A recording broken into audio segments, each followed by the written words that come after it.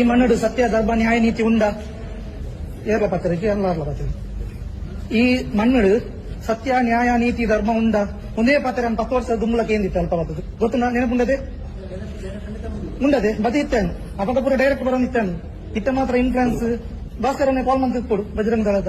ಮೊದಲನೇ ನಮಸ್ಕಾರ, ನಾನು ವೀರನಗೌಡ. ಜನತಾ ಗ್ಯಾರೇಜ್ ಯೂಟ್ಯೂಬ್ಗೆ ಸ್ವಾಗತ ಸುಸ್ವಾಗತ. ಇದು ಬೆಳಕಲ್ಲ ದರ್ಶನ ಎನ್ನುವಂತಹ ಪ್ರಮುಖವಾದಂತಹ ಡೈಲಾಗ್ ಅನ್ನ ತಾವೆಲ್ಲರೂ ಕೂಡ ಕಾಂತಾರ ಫಿಲಿಂ ಅಲ್ಲಿ ಕೇಳಿರ್ತೀರ. ಅದರಲ್ಲಿ ಪ್ರಮುಖವಾದಂತಹ ಡೈಲಾಗ್ ಏನು ಅಂತಂದ್ರೆ ಇದು ಬೆಳಕಲ್ಲ ದರ್ಶನ ಎನ್ನುವಂಥದ್ದು. ಅದೇ ರೀತಿಯಾಗಿ ಶ್ರೀ ಕ್ಷೇತ್ರ ಧರ್ಮಸ್ಥಳದ ಮುಖ್ಯಸ್ಥರು ಯಾರಿದ್ದಾರೆ ಅವರ ಎದುರಿಗೆ ಹೋಗಿ ಕರ್ತವ್ಯವನ್ನ ಪ್ರಶ್ನಿಸಿ ನೇರವಾಗಿ ಸವಾಲನ್ನು ಹಾಕಿರ್ತಕ್ಕಂಥದ್ದು ಒಬ್ಬ ಅನಾಮಧೇಯ ವ್ಯಕ್ತಿ. ಹಾಗಾಗಿ ಇದು ಬೆಳಕಲ್ಲ ದರ್ಶನ ಅಂದ್ರೆ ಸತ್ಯದ ದರ್ಶನ ಎನ್ನುವಂತಹ ರೀತಿಯಲ್ಲಿ ಹಲವಾರು ಕಡೆ ಈಗ 1 ಕೋಟಿಗೂ ಹೆಚ್ಚು ಜನ ಈಗ ನೋಡಿರುವಂತಹದ್ದು ಕಾಮೆಂಟ್ಗಳನ್ನು ಕೂಡ ಮಾಡ್ತಾ ಇದ್ದಾರೆ. ಇದು ಅಣ್ಣಪ್ಪ ಸ್ವಾಮಿಯೇ ಒಬ್ಬ ಪುರುಷನ ಹತ್ತಿರ ಮಾತನಾಡಿಸಿದ್ದಾನೆ, ಈಗ ಒಂದು ದೈವವೇ ಈ ನುಡಿಯನ್ನ ಹೇಳಿಸಿರುವಂತಹದ್ದು, ಈಗ ಕಾಲಾಯ ತಸ್ಮೈ ನಮಃ ಧರ್ಮೋ ರಕ್ಷತಿ ರಕ್ಷಿತಃ ಎನ್ನುವಂತಹ ಮಾತುಗಳು ಕೂಡ ಹರಿದಾಡ್ತಾ ಇರತಕ್ಕಂಥದ್ದು. ಈಗ 1 ಕೋಟಿಗೂ ಹೆಚ್ಚು ಜನ ಈಗಾಗಲೇ ಇದನ್ನ ವೀಕ್ಷಣೆ ಮಾಡಿದ್ದಾರೆ.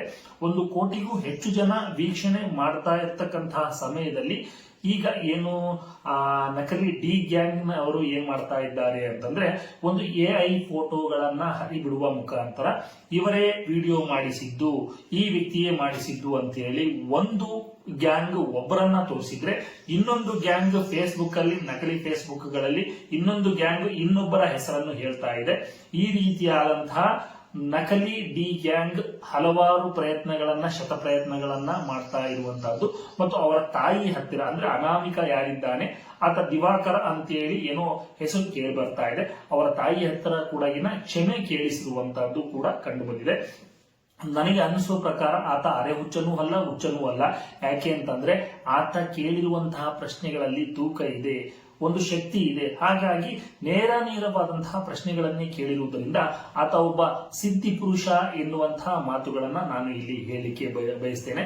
ಆತ ನಿಲ್ಲಾಡಿ ಬೀಡಿನ ಏನು ಒಂದು ಅವರ ಮನೆಗೇನೆ ಹೋಗ್ತಾನೆ, ಆ ಮನೆಗೆ ಹೋಗಿ ಪ್ರಶ್ನೆಯನ್ನ ಮಾಡಿರ್ತಕ್ಕಂಥದ್ದು. ಅದು ತುಳು ಭಾಷೆಯಲ್ಲಿ ಆತ ಪ್ರಶ್ನೆಗಳನ್ನ ಮತ್ತು ಸವಾಲುಗಳನ್ನ ಹಾಕ್ತಾನೆ. ಅದನ್ನ ಈ ವಿಡಿಯೋವನ್ನ ಕೊನೆಯ ಭಾಗದಲ್ಲಿ ಹಾಕ್ತೀನಿ.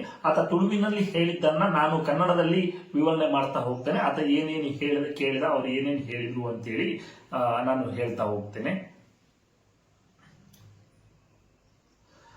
ಧರ್ಮಸ್ಥಳಕ್ಕೆ ಒಬ್ಬ ಅನಾಮಧೇಯ ವ್ಯಕ್ತಿ ಆಗಮಿಸಿ ವೀರೇಂದ್ರ ಜೈನ್ ಅವರನ್ನ ಎದುರಿಸಿ ಅವರ ಕರ್ತವ್ಯಗಳ ಕುರಿತು ಪ್ರಶ್ನಿಸಿದರು.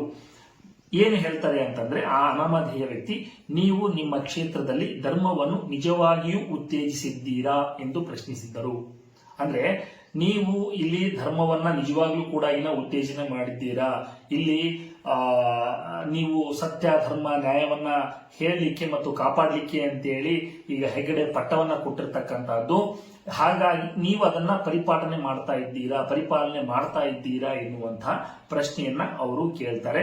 ಮೊದಲನೇ ಬಾರಿಗೆ ಅವರು ಹೋಗಿರ್ತಕ್ಕಂತಹ ಸಂದರ್ಭದಲ್ಲಿ ಅವರು ಮಾತನಾಡಬಹುದಾ ಅಂತ ಕೇಳ್ತಾರೆ. ಅವರ ಎದುರು ಒಬ್ಬ ಬಾಡಿಗಾರ್ಡ್ ಅಂತೇಳಿ ಇರ್ತಾರೆ, ಸೇವಕ ಅಂತೇಳಿ, ಅವರು ಕೂಡ ನೀವು ಮಾತಾಡ್ಬೇಕಾ ಅಂತ ಕೇಳ್ತಾರೆ. ಹೌದು, ನಾನು ಮಾತಾಡ್ಬೇಕು ಅಂತ ಹೇಳ್ತಾರೆ. ಆದ್ರೆ ನಾವು ಅವರು ಇಬ್ಬರೇ ಮಾತಾಡ್ಬೇಕು ಅಂತ ಹೇಳಿ ಅವರು ಕೇಳ್ತಾರೆ. ಆ ಸಂದರ್ಭದಲ್ಲಿ ಇವರು ಪ್ರಶ್ನೆಗಳನ್ನ ಕೇಳ್ತಾರೆ. ನೀವು ನಿಮ್ಮ ಕ್ಷೇತ್ರದಲ್ಲಿ ನಿಜವಾಗಿಯೂ ಕೂಡ ಧರ್ಮವನ್ನು ಉತ್ತೇಜಿಸಿದ್ದೀರಾ ಅಂತ ಪ್ರಶ್ನೆ ಕೇಳ್ತಾರೆ. ಬಳಿಕ ಅವರು ಘೋಷಿಸಿದರು. ಆಮೇಲೆ ಇವ್ರು ಹೇಳ್ತಾರೆ, ವೀರೇಂದ್ರ ಹೆಗಡೆ ಅವರು ಹೇಳ್ತಾರೆ, ಇಲ್ಲ ನೀವು ಯಾರ ಇನ್ಫ್ಲೂಯೆನ್ಸ್ ಅಲ್ಲಿ ಬಂದಿದ್ದು ನೀವು ಅಂತೇಳಿ ಅವರು ಕೇಳ್ತಾರೆ. ನಾನು ಮುಂಚೆ ಎಲ್ಲ 10 ವರ್ಷಗಳ ಹಿಂದೆ ನಾನು ಕೂಡ ಪ್ರಶ್ನೆಯನ್ನ ಮಾಡಿದ್ದೆ, ಇದು ನಿಮಗೆ ನೆನಪಿದೆಯಾ ಅಂತ ಕೇಳ್ತಾರೆ. ಹೌದು, ನನಗೆ ಖಂಡಿತ ನೆನಪಿದೆ, ನೀವು ಪ್ರಶ್ನೆಯನ್ನ ಕೇಳಿದ್ರಿ, ಬಟ್ ಆದ್ರೆ ಈಗ ಅದು ನೆನಪಿಲ್ಲ, ಒಟ್ಟು ಕೇಳಿದ್ದಂತೂ ನೆನಪಿದೆ ಅಂತೇಳಿ ಹೇಳ್ತಾರೆ. ತದನಂತರವಾಗಿ ನೀವು ಯಾರು ಇನ್ಫ್ಲೂಯೆನ್ಸ್ ಅಲ್ಲಿ ಬಂದಿದ್ದು ಅಂತೇಳಿ ಕೇಳ್ತಾರೆ. ನಾನು ಮುಂಚೆ ಎಲ್ಲ ನಾನು ಇನ್ಫ್ಲೂಯೆನ್ಸ್ ಯಾರು ಇಲ್ಲದೇನೆ ಬರ್ತಾ ಇದ್ದೆ, ಆದ್ರೆ ಈಗ ನಿಮ್ಗೆ ಇನ್ಫ್ಲೂಯೆನ್ಸ್ ಬೇಕಾಗಿದೆ, ಇನ್ಫ್ಲೂಯೆನ್ಸ್ ಇಟ್ಕೊಂಡು ಬಿಟ್ಟು ನಾವು ಬರಬೇಕು ಅಂತಹ ಪರಿಸ್ಥಿತಿ ಬಂದಿದೆ. ಆದರೆ ನಾನು ಈಗ ಯಾರ ಇನ್ಫ್ಲೂಯೆನ್ಸ್ ಮೇಲೂ ಬಂದಿಲ್ಲ, ನೇರವಾಗಿ ನಾನು ಒಬ್ಬನೇ ಬಂದಿದ್ದೇನೆ ಎನ್ನುವಂತಹ ಮಾತುಗಳನ್ನ ಆ ಅನಾಮಿಕ ವ್ಯಕ್ತಿ ಹೇಳ್ತಾನೆ. ಅದಾದ ನಂತರವಾಗಿ ಈ ಮಹಾಶಿವರಾತ್ರಿಗೆ ವೀರೇಂದ್ರ ಹೆಗಡೆಯವರೇ ನೀವು ಧರ್ಮಾಧಿಕಾರಿ ಸ್ಥಾನವನ್ನು ತ್ಯಜಿಸಲೇಬೇಕು ಅಂತೇಳಿ ಅವ್ರು ಹೇಳ್ತಾರೆ. ನೀವು ಈ ಒಂದು ಧರ್ಮಾಧಿಕಾರಿ ಪಟ್ಟ ಅಂತ ಇದೆ, ಈ ಪಟ್ಟವನ್ನ ನೀವು ತ್ಯಜಿಸಲೇಬೇಕು ಅಂತೇಳಿ ಅವ್ರಿಗೆ ಹೇಳ್ತಾರೆ. ಯಾಕೆ ಅಂತಂದ್ರೆ ಈಗ ಅಲ್ಲಿ ನಡೀತಕ್ಕಂತಹ ಧರ್ಮ ನ್ಯಾಯವನ್ನ ಇವರು ಸರಿಯಾಗಿ ನಿಭಾಯಿಸ್ತಿಲ್ಲ ಅನ್ನುವಂತಹ ಕಾರಣ ಅವರಿಗೆ ಇರಬಹುದು. ಅದಾಗಿಯೂ ಕೂಡ ಎಲ್ಲರಲ್ಲೂ ಕೂಡ ಆ ಪ್ರಶ್ನೆ ಇದೆ. ಅದಕ್ಕೆ ಉತ್ತರ ಕೂಡ ಆಲ್ಮೋಸ್ಟ್ ಆಲ್ ಎಲ್ರಿಗೂ ಕೂಡ ಗೊತ್ತಿದೆ. ಅಲ್ಲಿ ಧರ್ಮ ನ್ಯಾಯ ಅಂತಕ್ಕಂಥದ್ದು ಅವರು ಪರಿಪಾಲನೆ ಮಾಡ್ತಾ ಇಲ್ಲ. ಯಾಕೆ ಅಂತಂದ್ರೆ ಅಲ್ಲಿ ಅತ್ಯಾಚಾರ, ಕೊಲೆ ಪ್ರಕರಣಗಳು ಇದ್ರೂ ಕೂಡ ಅದಕ್ಕೆ ನ್ಯಾಯ ಕೊಡಿಸ್ತಕ್ಕಂತಹ ಒಂದು ಯಾವುದೇ ಸ್ಥಾನಮಾನವನ್ನ ಅವರು ಇಟ್ಕೊಂಡಿಲ್ಲ. ಹಾಗಾಗಿ ಅವರು ಈ ಪ್ರಶ್ನೆಯನ್ನ ಕೇಳಿರ್ತಕ್ಕಂಥದ್ದು. ಮತ್ತೆ ಮುಂದುವರೆದು ಅವರು ಹೇಳ್ತಾರೆ, ಬರುವ ಮಕರ ಸಂಕ್ರಾಂತಿಗೆ ಅಣ್ಣಪ್ಪ ಸ್ವಾಮಿಯ ಮುಂದೆ ನಿಲ್ಲಲು ಸಿದ್ಧರಿದ್ದೀರಾ ಅಂತೇಳಿ ವೀರೇಂದ್ರ ಜೈನ್ ಅವರಿಗೆ ಕೇಳ್ತಾರೆ. ಬರುವ ಮಕರ ಸಂಕ್ರಾಂತಿಗೆ ಅಣ್ಣಪ್ಪ ಸ್ವಾಮಿಯ ಮುಂದೆ ನಿಲ್ಲಲು ಸಿದ್ಧರಿದ್ದೀರಾ? ಈ ವಿಷಯವನ್ನು ಭೂತಕೋಲದಲ್ಲಿ ಮಾತಾಡೋಣ. 10 ವರ್ಷಗಳ ಹಿಂದೆ ಧರ್ಮಸ್ಥಳ ಕ್ಷೇತ್ರದಲ್ಲಿ ಧರ್ಮವನ್ನು ಎತ್ತಿ ಹಿಡಿಯುವಂತೆ ನಾನು ಎಚ್ಚರಿಸಿದ್ದೆ ಎಂದು ಅವರು ನೆನಪಿಸಿದರು. ಸ್ಥಳೀಯರ ನಂಬಿಕೆಯ ಪ್ರಕಾರ ಅವರು ಒಂದು ಸಾಮಾನ್ಯ ವ್ಯಕ್ತಿಯಲ್ಲ, ಸ್ವತಃ ಅಣ್ಣಪ್ಪ ಸ್ವಾಮಿಯೇ ಧರ್ಮದ ಅಂತಿಮ ಎಚ್ಚರಿಕೆ ನೀಡಲು ಬಂದಿದ್ದಾರೆ ಎನ್ನುವಂತಹ ಮಾತುಗಳನ್ನ ಕೂಡ ಹೇಳ್ತಾ ಇದ್ದಾರೆ. ಇವರು ಕೇಳಿರುವಂತಹದ್ದು ಅಕ್ಷರಶಃ 100ಕ್ಕೆ 100ರಷ್ಟು ಸತ್ಯ. ಯಾಕೆ ಅಂತಂದ್ರೆ ಅಲ್ಲಿಯ ಅತ್ಯಾಚಾರ, ಅನಾಚಾರಗಳು ಸಾಕಷ್ಟು ಇವೆ. ಆ ಗ್ರಾಮ ಪಂಚಾಯಿತಿ ರಿಪೋರ್ಟ್ಗಳಾಗಿರ್ಬೋದು, ಅಲ್ಲಿರ್ತಕ್ಕಂತಹ ಅವರದೇ ಕುಟುಂಬದ ಮೇಲೆ ಒಂದು ಎಸ್ಪಿಗೆ ಒಂದು ಕಂಪ್ಲೇಂಟ್ ಅನ್ನ ಕೊಡ್ತಾರೆ, ಅದು ಕೂಡ ಪತ್ತೆಯಾಗದ ಪ್ರಕರಣ ಅಂತ ಹೇಳಿ ಬರುತ್ತೆ. ಹೀಗೆ ನೂರಾರು ಪ್ರಕರಣಗಳಿದ್ದಾವೆ. ಭೂ ಕಬಳಿಕೆ, 1050 ಎಕರೆ ದೇವಸ್ಥಾನದ ಜಾಗವನ್ನೇ ಭೂ ಕಬಳಿಕೆ ಮಾಡಿರುವಂತಹದ್ದು ಶ್ರೀ ಕ್ಷೇತ್ರ ಧರ್ಮಸ್ಥಳದ ಮುಖ್ಯಸ್ಥರು ಏನಿದ್ದಾರೆ. 1050 ಎಕರೆ ದೇವಸ್ಥಾನದ ಭೂಮಿಯನ್ನೇ ಭೂ ಕಬಳಿಕೆ ಮಾಡಿರುವಂತಹದ್ದು. ಶ್ರೀ ಕ್ಷೇತ್ರ ಮಂಜುನಾಥನ ಅಡಿಸ್ಥಳ ಏನಿದೆ, ಆ ಮಂಜುನಾಥನ ಅಡಿಸ್ಥಳವೂ ಕೂಡ ಅವರ ಹೆಸರಿಗೆ ಇರುವಂತಹದ್ದು. ಹಾಗಾಗಿ ಸ್ವತಃ ತನ್ನ ಆತ್ಮಸಾಕ್ಷಿಯನ್ನೇ ಅವರು ವಂಚಿಸಿಕೊಂಡಿದ್ದಾರೆ. ಹಾಗಾಗಿ ಇವರು ಕೇಳುವಂತಹದ್ರಲ್ಲಿ ತಪ್ಪೇನಿಲ್ಲ. ನೀವು ಈ ಮಣ್ಣಲ್ಲಿ ಧರ್ಮವನ್ನ ನೀವು ಉತ್ತೇಜಿಸಿದ್ದೀರಾ, ನ್ಯಾಯ ಕಾಪಾಡ್ತಾ ಇದ್ದೀರಾ ಅಂತೇಳಿ ಅವರು ಕೇಳಿದ್ರಲ್ಲಿ ಯಾವುದೇ ತಪ್ಪಿಲ್ಲ. ಅಕ್ಷರಶಃ ಸತ್ಯವಾದಂತಹ ಮಾತು. ನಮ್ಮಲ್ಲಿ ದಾಖಲೆಗಳಿವೆ. ಸೋಮನಾಥ್ ನಾಯಕ್ ಅವರು ದಾಖಲೆಗಳ ಮುಖಾಂತರವೇ 100 ಪ್ರಶ್ನೆಗಳನ್ನ ಕೇಳಿದ್ದಾರೆ. ಇವರಿಗೆ ಪ್ರಶ್ನೆಗಳನ್ನ ಕೇಳಿರ್ತಕ್ಕಂಥವರಿಗೆ ಹರೆ ಹುಚ್ಚರು, ಹುಚ್ಚ, ಮಾನಸಿಕ ಸ್ಥಿತಿಗತಿ ಸರಿ ಇಲ್ಲ ಅಂತ ಹೇಳಿ ಹೇಳ್ತಾರೆ. ಆದ್ರೆ ಕಮಲಾಕರ್ ಭಟ್ ಅಂತೇಳಿ ಅವರ ಶಿಷ್ಯಂದ್ರು ಹಾಡಿ ಹೊಗಳಿದವರು ಈಗ ಅದೇ ಹೆಣ್ಣಿನ ಸಲುವಾಗಿ ಒಂದು ಮರ್ಡರ್ ಮಾಡಿ ಜೈಲಲ್ಲಿ ಇದಾರಲ್ಲ, ಅವರು ಇವರಿಗೆ ಬೆಸ್ಟ್ ಅಂತವರೇ ಇವರಿಗೆ ಬೆಸ್ಟ್. ಶಿಷ್ಯ ಈಗ ಆ ಜೈಲಲ್ಲಿ ಇರ್ತಕ್ಕಂಥದ್ದು. ಆದ್ರೆ ಪ್ರಶ್ನೆಗಳನ್ನ ಕೇಳಿದ್ರೆ, ಸತ್ಯವನ್ನ ಕೇಳಿದ್ರೆ, ಧರ್ಮವನ್ನ ಕೇಳಿದ್ರೆ, ನಾಗರಿಕತೆ ಉಳಿಬೇಕು ಅಂತೇಳಿ ಯಾರು ಅನ್ಯಾಯಕ್ಕೆ ಒಳಗಾಗಿರ್ತಾರೋ ಅವರಿಗೆ ಒಂದು ನ್ಯಾಯವನ್ನ ಕೊಡಿಸುವಂತಹ ಕೆಲಸವನ್ನ ಮಾಡಬೇಕು ಅಂತೇಳಿ ನಾಗರಿಕತೆಯನ್ನ ಕಾಪಾಡಲಿಕ್ಕೆ ಒಂದು ಅನ್ಯಾಯಕ್ಕೆ ಒಳಗಾದವರಿಗೆ ಶುಶ್ರೂಷೆಯನ್ನ ನೀಡಲಿಕ್ಕೆ ಹೋದಂತವರಿಗೆ ಅರೆಹುಚ್ಚ, ಮಾನಸಿಕ ಅಂತೇಳಿ ಇವರು ಪದಗಳನ್ನ ಆಡ್ತಾ ಇರತಕ್ಕಂಥದ್ದು. ಈ ನಕಲಿ ಡಿ ಗ್ಯಾಂಗ್ ಭಕ್ತರು ಏನಿದ್ದಾರೆ, ನಕಲಿ ಡಿ ಗ್ಯಾಂಗ್ನ ಒಂದಿಷ್ಟು ಮಂದಿಗಳು ನಕಲಿ ಫೇಸ್ಬುಕ್ ಗಳನ್ನ ಮಾಡಿಕೊಂಡು ವಿದೇಶದಿಂದನೂ ಕೂಡ ಇವರು ಕೆಲವೊಂದು ಫೇಸ್ಬುಕ್ ಗಳಲ್ಲಿ ನಕಲಿ ಹರಿಬಿಡ್ತಾ ಇದ್ದಾರೆ. ಆದರೆ ಇವರು ನೋಡಿ, ಮಾಧ್ಯಮಗಳು ಪ್ರಶ್ನೆಯನ್ನ ಮಾಡಬೇಕಾಗಿತ್ತು, ಆದ್ರೆ ಈ ಮಾಧ್ಯಮಗಳೇ ಪ್ರಶ್ನೆಯನ್ನ ಮಾಡ್ತಾ ಇಲ್ಲ. ಈ ರಾಜಕೀಯದವರನ್ನ ಬಿಟ್ಬಿಡಿ ಹೋಗ್ಲಿ, ಈ ರಾಜಕೀಯದವರಿಗಿಂತ ಈಗ ಒಬ್ಬ ಮುಖ್ಯಮಂತ್ರಿಯನ್ನು ಕೂಡ ಎದುರು ಹಾಕೊಳ್ಬಹುದು. ಆದ್ರೆ ಇವರನ್ನು ಯಾಕೆ ಎದುರು ಹಾಕೊಳ್ಳಿಕ್ಕೆ ಅಷ್ಟೊಂದು ಕಷ್ಟ ಇದೆ ಅಲ್ಲಿ ಅಂತಂದ್ರೆ, ಇವರು ಸ್ವತಃ ಪತ್ರಿಕೆಗಳನ್ನೇ, ಮಾಧ್ಯಮಗಳನ್ನೇ ಕೊಂಡುಕೊಂಡಿದ್ದಾರೆ ಅಂತ ಅನಿಸ್ತಾ ಇದೆ. ಯಾಕೆ ಅಂತಂದ್ರೆ ಕಣ್ಣೆದುರಿಗೆ ಗ್ರಾಮ ಪಂಚಾಯಿತಿ ದಾಖಲೆಗಳಿದ್ದಾವೆ. 1050 ಎಕರೆ ದೇವಸ್ಥಾನದ ಭೂಮಿ ಕಬಳಿಕೆಯಾಗಿದೆ, ಅದು ಕೂಡ ದಾಖಲೆ ಇದೆ. 200 ಎಕರೆ ಸರ್ಕಾರದ ಭೂಮಿ ಕಬಳಿಕೆ ಆಗಿದೆ, ಅದು ಕೂಡ ದಾಖಲೆ ಇದೆ. ಒಟ್ಟಾರೆಯಾಗಿ 2500 ಎಕರೆ ಭೂ ಕಬಳಿಕೆ ಆಗಿದೆ, ಅದೆಲ್ಲವೂ ಕೂಡ ದಾಖಲೆ ಇರುವಂತಹದ್ದು. ಆ ಎಲ್ಲಾ ದಾಖಲೆಗಳು ಇದ್ದರೂ ಕೂಡ ಯಾವ ಒಬ್ಬ ಪತ್ರಿಕೆಯವರು ಕೂಡ ಬರಿತಾ ಇಲ್ಲ, ಯಾವ ಒಬ್ಬ ಮಾಧ್ಯಮದವರು ಕೂಡ ಹೇಳ್ತಾ ಇಲ್ಲ ಅಂತಂದ್ರೆ ಇವರೆಲ್ಲ ಬುಕ್ಕಿಂಗ್ ಆಗಿದ್ದಾರೆ ಅಂತಾನೆ ಅರ್ಥ. ಇಂತಹ ಕ್ರಿಮಿನಲ್ ಮೈಂಡ್ ಅನ್ನ ಓಡಿಸಿನೇ ಇವರು ಒಂದು ಕಡೆ ದೇವರನ್ನ ತೋರಿಸಿ ಒಂದು ಕಡೆ ವ್ಯಾಪಾರವನ್ನ ಮಾಡಿಕೊಂಡು ಬಂದಿರತಕ್ಕಂತಹದ್ದು.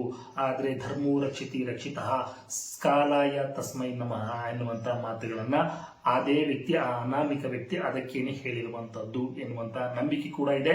ನಾವು ಆತನನ್ನ ಅರೆಹುಚ್ಚ ಅಂತ ಅನ್ನಲ್ಲ, ಸಿದ್ಧಿ ಪುರುಷ ಅಂತಾನೆ ನಾವು ಈ ಕ್ಷಣದಲ್ಲಿ ಇವತ್ತಿಗೂ ಕೂಡ ಈಗ ಅಂದುಕೊಂಡಿದ್ದೇವೆ ಎನ್ನುವಂತಹದ್ದು. ಯಾಕೆ ಅಂತಂದ್ರೆ ಈ ಮಾಧ್ಯಮದವರು ಯಾರೂ ಪ್ರಶ್ನೆ ಮಾಡ್ತಾ ಇಲ್ಲ. ಈಗ ಮೋದಿ ಅವ್ರದ್ದು ಜಫ್ರಿನ್ ಎಫ್ಸ್ಟೀನ್ ಫೈಲ್ಸ್ ಅಂತ ಹೇಳಿ ಒಂದು ಹೊರಗಡೆ ಬಂತು. ಆ ಜಫ್ರಿನ್ ಎಫ್ಸ್ಟೀನ್ ಫೈಲ್ಸ್ ಅನ್ನ ಒಬ್ಬ ಜರ್ನಲಿಸಂ ಲೇಡಿ ಅದನ್ನ ಹೊರ ಹಾಕ್ತಾಳೆ ಗಟ್ಟಿಯಾಗಿ ನಿಂತ್ಕೊಂಡು. ಆದ್ರೆ ಇಲ್ಲಿಯ ಜರ್ನಲಿಸಂಗಳು ಏನ್ ಮಾಡ್ಬೇಕಾಗಿತ್ತು ಅಂದ್ರೆ ಕತ್ತಲಲ್ಲಿ ಹೂತಿಟ್ಟಂತದ್ದನ್ನ, ಕತ್ತಲಲ್ಲಿ ಬಚ್ಚಿಟ್ಟಂತದ್ದನ್ನ ಅದನ್ನ ಬೆಳಕಿನ ಎಡೆಗೆ ತಂದು ತೋರಿಸಬೇಕಾಗಿತ್ತು. ಇವ್ರು ಯಾರು ಇಂತಿಂತ ಹಲ್ಕ ಕೆಲಸಗಳನ್ನ ಮಾಡ್ತಾ ಇದ್ದಾರೆ, ಇಷ್ಟು ಅನ್ಯಾಯ ಮಾಡ್ತಾ ಇದ್ದಾರೆ, ಇದನ್ನ ನಿಮ್ಗೆ ಯಾರಿಗೂ ಕಾಣದ ಹಾಗೆ ಕತ್ತಲಲ್ಲಿ ಬಚ್ಚಿಟ್ಟಿದ್ದಾರೆ, ಇದನ್ನ ಹೊರತರ್ತಕ್ಕಂತಹ ಕೆಲಸ ಅಂದ್ರೆ ಬೆಳಕಲ್ಲಿ ದರ್ಶನ ಮಾಡ್ತಕ್ಕಂತಹ ಕೆಲಸವನ್ನ ಜರ್ನಲಿಸಂ ಮಾಡಬೇಕಾಗಿತ್ತು. ಆದ್ರೆ ಜರ್ನಲಿಸಂ ಅಂತಕ್ಕಂಥದ್ದು ಕೂಡ ಮಾರ್ಕೊಂಡ್ಬಿಟ್ಟಿದ್ದಾರೆ. ಈಗ ಎಲ್ಲೋ ಅತ್ಯಾಚಾರ ಮಾಡ್ಬಂದು ಒಂದು ಸೂಟ್ ಕೇಸ್ ಕೊಟ್ರೆ ಅವರು ದೇವರು ಆಗ್ತಾ ಇದ್ದಾರೆ. ಅಂತಹ ಪರಿಸ್ಥಿತಿಗೆ ಇವತ್ತು ಬಂದೊದಗಿರ್ತಕ್ಕಂಥದ್ದು. ಹಾಗಾಗಿ ಈ ಕಚಡ, ಲೋಫರ್, ಲುಚ್ಚ, ಕೆಲವೊಂದಿಷ್ಟು ನಕಲಿ ಮಾಧ್ಯಮಗಳು ಏನಿದ್ದಾವೆ, ಈ ನಕಲಿ ಪತ್ರಕರ್ತರು, ನಕಲಿ ಪತ್ರಿಕೆಗಳು ಏನಿದ್ದಾವೆ, ಇವುಗಳು ನ್ಯಾಯವನ್ನ ಕೊಡಿಸ್ತಾ ಇಲ್ಲ. ಆದ್ರೆ ಒಂದಿಷ್ಟು ಯೂಟ್ಯೂಬ್ ಮಾಧ್ಯಮಗಳು ಎಚ್ಚರಿಕೆಯನ್ನ ನೀಡ್ತಾ ಇದ್ದಾವೆ ಮತ್ತು ಮಾತಾಡ್ತಾ ಇದ್ದಾವೆ, ಜನರಿಗೆ ತಲುಪಿಸ್ತಾ ಇದ್ದಾವೆ. ಆ ಮುಖಾಂತರವಾಗಿ ಸರ್ಕಾರಕ್ಕೆ ಒತ್ತಡವನ್ನ ಹೇರ್ತಾ ಇದ್ದಾರೆ. ಹಾಗಾಗಿ ಇದು ಮುಂದುವರಿತಾ ಇರುವಂತಹದ್ದು. ಹಾಗಾಗಿ ಒಂದಲ್ಲ ಒಂದು ದಿವಸ ಸತ್ಯಕ್ಕೆ ಜಯ ಖಂಡಿತ ಇದ್ದೇ ಇದೆ, ನ್ಯಾಯಕ್ಕೆ ಜಯ ಇದ್ದೇ ಇದೆ ಎನ್ನುವಂತಹ ಮಾತನ್ನು ಹೇಳ್ತಾ, ಈಗ ಆ ವ್ಯಕ್ತಿಯ ಅನಾಮಧೇಯ ವ್ಯಕ್ತಿ ಏನು ವೀರೇಂದ್ರ ಹೆಗ್ಗಡೆ ಅವರಿಗೆ ಏನು ಪ್ರಶ್ನೆಗಳನ್ನು ಕೇಳಿದ್ದಾನೆ ಮತ್ತು ಸವಾಲನ್ನು ಹಾಕಿದ್ದಾನೆ, ಆ ಒಂದು ವಿಡಿಯೋವನ್ನು ನೋಡ್ಕೊಂಡು ಬನ್ನಿ.